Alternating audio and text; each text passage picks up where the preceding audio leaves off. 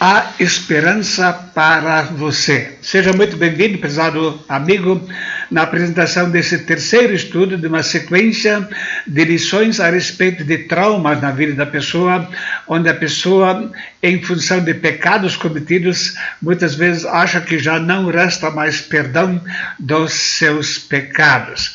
No primeiro estudo, nós falamos a respeito do fato de que há esperança enquanto a pessoa está entre os vivos. Abordamos de uma forma especial a questão da esperança do perdão, seja o pecado que a pessoa tenha cometido. E no segundo estudo, falamos a respeito de esperança para os homicidas. No estudo de hoje, queremos abordar mais um tema muito importante que diz respeito à prática do aborto. Esperança para quem praticou aborto. Neste estudo, não estamos tratando a questão de abortos espontâneos, que acontecem com muita frequência, mas de abortos provocados, planejados e provocados voluntariamente pelas pessoas. E vamos inicialmente recorrer a alguns especialistas que podem nos falar a respeito deste assunto. Estudos psicológicos nocivos decorrentes do aborto. Doutora Lilian Pinheiro Essa, biomédica e pesquisadora, ela escreve: contra fatos não valem argumentos. Quando a mulher está grávida, é secretado o hormônio da manutenção da gravidez, a progesterona, o qual adapta o corpo feminino à nova realidade biológica através de sinais que interagem a 75 trilhões de células, tornando a mulher mãe do seu ser em seu ventre concebido. Quando a gravidez é interrompida com o aborto, ocorre uma diminuição abrupta de neurotransmissores secretados pelas células nervosas, ocorrendo por esse motivo um desequilíbrio dos sinais celulares e a depressão causada por motivos moleculares e, consequentemente, levando ao aumento da taxa de suicídio e infertilidade. Como já falei, a doutora Lilian é biomédica e pesquisadora em biologia molecular pela Universidade Federal de São Paulo. E escreveu no artigo Aborto, Liberdade Feminina para Escolher a Própria Morte. Só essa expressão, liberdade feminina para escolher a própria morte, já mostra que algo morre dentro da mulher quando ela mata o seu filho. Não somente ela escreve sobre esse assunto, vamos ver este outro comentário. Estudo que comprova as pesquisas moleculares da doutora Lilian foi realizado nos Estados Unidos pela doutora Priscilla Coleman, professora de desenvolvimento humano e estudos familiares da Bowling Green State University, com 1.000 mulheres, para descobrir as diferenças entre as adolescentes que tinham dado à luz e as que tinham praticado aborto diante de uma gravidez inesperada. Ela constatou que as adolescentes que procederam ao aborto manifestaram 5 vezes mais necessidade de ajuda psicológica do que as que tiveram seus filhos. A pesquisadora afirma que ser mãe na adolescência é inevitavelmente uma experiência que implica em dificuldades, mas a ocorrência de problemas psicológicos com a prática do aborto é muito maior do que com a condução da gravidez. Publicado na agência de notícias Zenit, sob o título Estudo demonstra que adolescentes que abortam têm mais problemas psicológicos. Mais uma pesquisa. Nova Zelândia, um estudo similar realizado com 1.265 mulheres, das quais 500 engravidaram pelo menos uma vez aos 25 anos e 90 delas interromperam a gravidez através do aborto. Destas, 42% sofreram depressão, tendências suicidas, abuso de drogas e álcool. Então, agência da imprensa, sob o título Estudo revela que o aborto e não a gravidez pode causar problemas mentais. Mais uma pesquisa. Em janeiro de 2006, a mesma agência noticiou outra pesquisa de Priscilla Coleman. Mulheres que abortam consomem álcool e drogas para superar o trauma. informando que elas têm 5 vezes mais probabilidade de consumir drogas e álcool do que uma mulher que não abortou. Então, todas essas pesquisas mostram que a prática do aborto traz graves consequências emocionais, psicológicas e também espirituais para aquelas pessoas que o praticaram. Vamos ver o depoimento de uma mulher que cometeu aborto. Eu vou levantar à noite achando ter ouvido o choro de um bebê. E eu também terei pesadelos onde eu sou obrigado a assistir meu bebê sendo cerrado em partes na minha frente. Eu simplesmente sinto saudade do meu bebê. Eu constantemente desperto querendo embalar meu neném, querendo abraçar meu filho. E isso é algo que o médico jamais disse que eu iria experimentar. Na hora da prática do aborto, o médico estava pronto, mas depois a pessoa que participou disso, a mulher que praticou aborto, vai sofrer sozinho as consequências. Artigo escrito por Abby Johnson.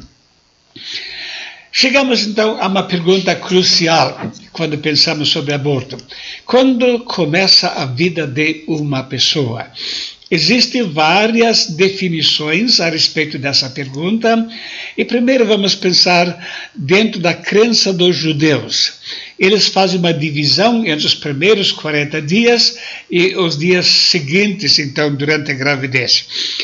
O que possibilitou maiores avanços de pesquisas por cientistas judeus, e particularmente israelenses, sem entrar em choque com os religiosos, foi a definição dos sábios do Talmud da saída do útero materno como o momento em que o feto recebe o status da vida humana. Então, para eles, o momento quando acontece o parto, realmente a pessoa recebe o status de uma vida humana independente. Mas, do 41º dia até o nascimento, passa a ser, de acordo com o Talmud, como a coxa da sua mãe, ou seja, integrante do seu corpo. E toda mulher deve poder decidir por si o que deseja fazer com o seu corpo. Isso significa que o feto faz parte do corpo da mulher e, por isso, carece de individualidade. Então, dentro dessa concepção do Talmud, ou da interpretação do Talmud, a mulher teria direito de cometer um aborto. Artigo escrito por Jane Birkman Grassman, escritora e professora, doutora em língua hebraica, literaturas e cultura judaica. Um jornalista escreve: nem a ciência, nem a religião podem dar uma resposta satisfatória universal sobre quando começa a vida, se na concepção, ao longo do desenvolvimento fetal ou do nascimento. A única alternativa é deixar que o direito estabeleça o ponto em que será necessariamente arbitrário. O conjunto dos cidadãos e cidadãs tem toda a legitimidade de fazê-lo. Publicado na Folha de São Paulo. Será que isso corresponde à verdade? Podemos nos basear na palavra de um jornalista ou numa decisão da justiça, ou existem bases mais sólidas para definir quando começa a vida? Vamos pensar primeiro sobre declarações de autoridades médicas. O desenvolvimento do embrião começa no primeiro estágio, quando o espermatozoide fertiliza o óvulo, e juntos se tornam um zigoto. Escrito por Marjorie Engler, professor da Faculdade de Medicina e Ciências Clínicas, Universidade de Leicester, Reino Unido. Então, notem, esse especialista define o início da vida quando já existe o zigoto, ou a fusão entre um espermatozoide e um óvulo.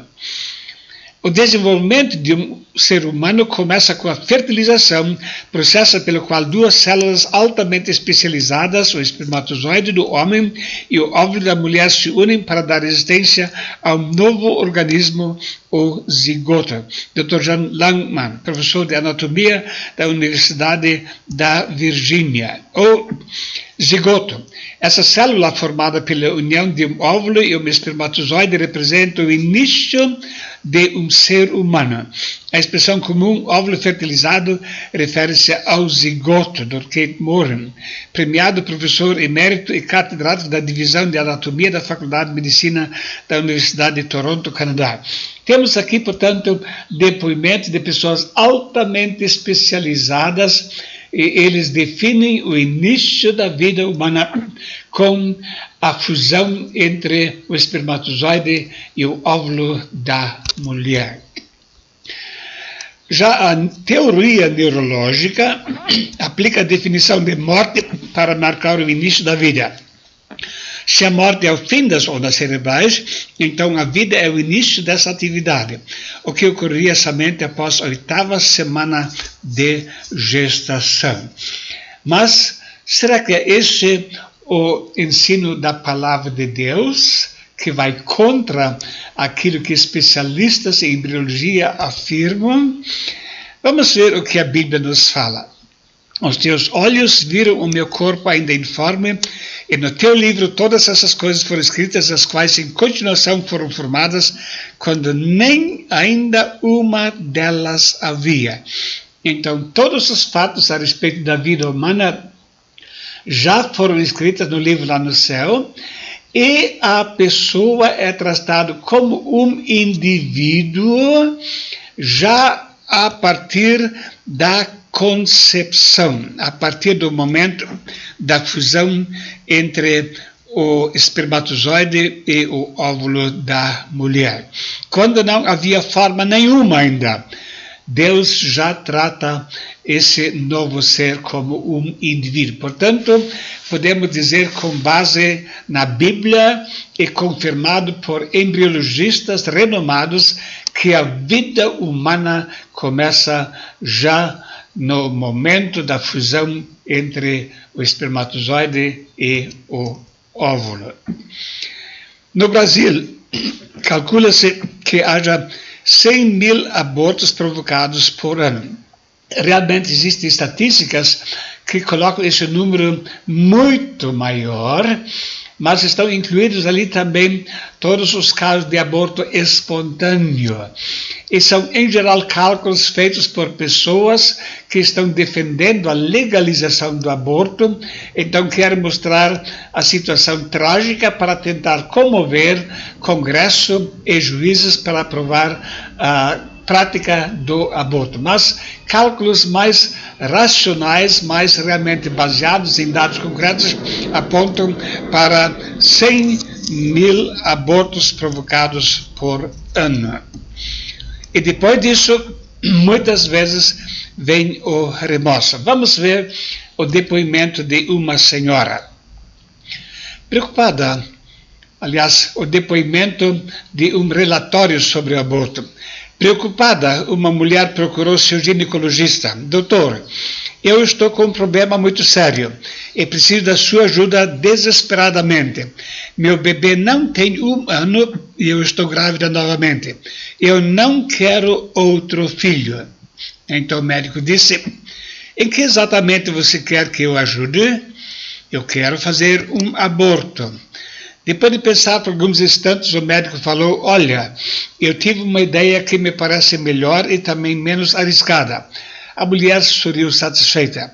Então o médico continuou, veja bem, para que você não tenha que tomar conta de 2 bebês, vamos matar esse que está nos seus braços. Assim você poderá descansar até que outro nasça, já que vamos matar um dos seus filhos, não importa qual deles. Dizem que os filhos são todos iguais para as mães, não é mesmo? E além do mais, sua vida não correrá risco com procedimentos cirúrgicos se você escolher esse aí para o matarmos. A mulher ficou horrorizada com as palavras do médico e disse-lhe, Que monstruosidade o senhor está me propondo? Matar uma criança é um crime. O médico respondeu-lhe: eu concordo. Mas eu pensei que isso não fosse problema para você. Eu só estou sugerindo que você troque o filho que será morto. Pelo semblante da mulher, o médico viu que tinha conseguido esclarecer seu ponto de vista. Ele a convenceu que não há diferença entre matar uma criança que está nos braços ou uma que está no ventre. O crime é o mesmo. Deu para perceber, prezado ouvinte? Muitas vezes a pessoa pensa que matar um indefeso não é crime, mas não é isso a realidade. Deus trata a pessoa que está no ventre materno como um indivíduo, como um ser independente, que ainda vai nascer, mas que já existe aos olhos de Deus como um indivíduo. E matar ele é a mesma coisa que cometer um outro homicídio. Você praticou aborto? Há esperança para você. O nosso objetivo aqui é conscientizar da realidade da prática do pecado, mas apontar que existe uma solução para o seu problema. Vinde então e ergui-me, diz o Senhor, ainda que os vossos pecados sejam como a escarlata, eles se tornarão brancos como a neve. Ainda que sejam vermelhos como o carmesim, se tornarão como a branca lã. Eu espero que você tenha assistido o primeiro estudo dessa sequência, onde abordamos especificamente a questão do perdão. E a prática do aborto está incluído entre os pecados que Deus também deseja perdoar.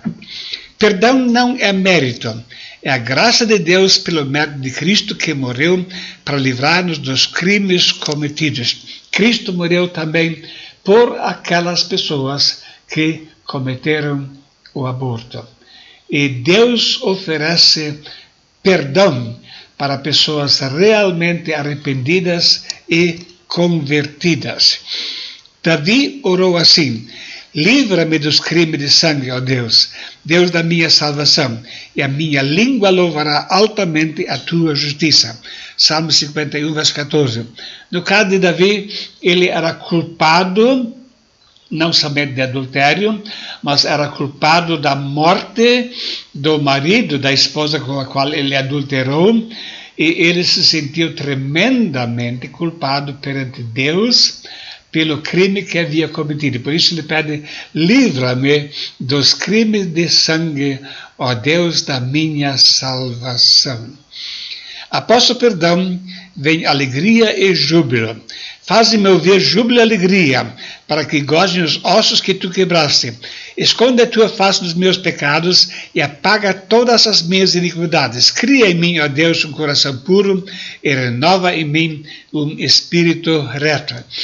Muitas senhoras, depois da prática do aborto, pedem perdão. Até confiam até certo ponto no perdão de Deus, mas continuam amargurados ou continuam tristes por aquilo que cometeu. Mas a Bíblia nos mostra aqui que depois do perdão deve haver também novamente júbilo e alegria. Podemos nos alegrar quando Deus perdoa. Podemos alegrar quando Deus apaga todas as iniquidades e Deus cria um coração novo para a pessoa. Então vem uma pergunta: e caso de gravidez como consequência de estupro? Sem dúvida, o sofrimento de uma senhora, de uma moça que foi estuprada é terrível. E a tendência é identificar o feto dentro dela com o estuprador. Porém, quem é o culpado? O estuprador ou a criança? O aborto vai matar o estuprador ou vai matar a criança que não tem culpa nenhuma? É muito importante aprender a olhar a diferença e saber Deus está presente na formação desse novo ser que deve ser amado e cuidado de todas as formas. Vamos para um exemplo de prática de aborto. Uma senhora lá no Egito estava sendo violentada por grupos muçulmanos radicais e ela engravidou. Então ela escreveu uma carta para um missionário chamado Davi, contando todo o seu drama. Ela disse: missionário, eu tenho o direito de praticar aborto ou não? O missionário então perguntou: a quem você vai matar? Ao estuprador ou a criança que não tem culpa nenhuma com esse estupro? Lembra-se que é uma vida em você e só Deus tem o direito de interromper essa vida. Eu vou te dar um conselho, disse o missionário Davi. Você entrega a questão na mão de Deus. A Bíblia diz que é Deus que forma a criança dentro do ventre materno. Então, entrega essa criança na mão de Deus e deixe Ele fazer o que Ele acha justo. Ela concordou, orou e disse a Deus: essa criança está em suas mãos, seja feita a sua vontade. E poucos dias depois, ela teve um aborto espontâneo e novamente ela escreveu para o missionário Davi e disse: agora Deus tirou a criança do meu ventre. E como sou grata por eu não ter cometido esse crime. Agora sei que foi a mão de Deus agindo e eu estou livre da culpa de qualquer crime. A Bíblia diz: mas o que pecar contra mim violentará a sua própria alma. Todos os que me odeiam amam a morte. O pecado é uma violência contra a própria alma. Mas Deus quer perdoar. Deus quer que você esteja reconciliado com Ele. Mas fica ainda uma pergunta crucial. Você já é uma pessoa salva? Já tem certeza da sua salvação? Já fez uma entrega total da sua vida em arrependimento, com conversão e determinação de abandonar a prática do pecado? Não está em jogo somente a vida de um novo ser que está sendo gerado, mas está em jogo a questão da sua eternidade. O que vai ser da tua vida quando tiver que comparecer perante Deus? Queremos pensar no próximo estudo e o perdão para aquelas pessoas que vivem na perversidade e imoralidade. Existe perdão para eles também que vivem na prática do pecado, da imoralidade, em pecados sexuais. Este é mais um assunto que leva muitas pessoas a um conflito muito sério. Deus te abençoe pelo estudo da sua palavra e até o próximo estudo, se Deus assim o quiser. Muito obrigado pela sua atenção.